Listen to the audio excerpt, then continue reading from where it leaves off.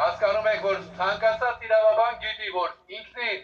խափանման միջոցը, որպես կալանք որդեգրելը, դա արդեն անմեղության կարգավարկածի խախտում է։ Բայց մեկ այլ բան կա։ Մենք բոլորս ապրում ենք Հայաստանում։ 2 օրից դուք նշելու եք այն տոնը, որի համար Կարո Եվնուկյանը պայքարել է տևականորեն, հետևողականորեն, պայքարել է այն ժամանակ, երբ որ շատերը անկախություն բառից վախենում էին, պայքարել է նաև Սփյուռքի խեղճ ասած մթնոլորտում, բացատրելով, որ առանց անկախ Հայաստանի մեր մնացյալ բոլոր ձեռքբերումները զրո են։ Հիմա ձեզ բախտ է վիճակվել, դատավոր Գրիգորյան,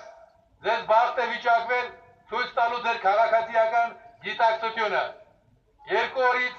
երբ դուք ամենայն հավանականությամբ խանդավառությամբ նշելու եք անկախության հանրաքվեի 25-ամյակը, այդ ժամանակ, եթե այսօր սխալ որոշում ընդունեք, հրեշտակները ձեզ կպատժեն։ Ես կրկնում եմ, գիտեմ, որ դատավորը պետք է ազատ լինի իր որոշումների հարցում։ Եվ որևէ ճնշում նրա նկատմամբ կիրառելը սխալ է։ Եվ սա ճնշում մի համարեք,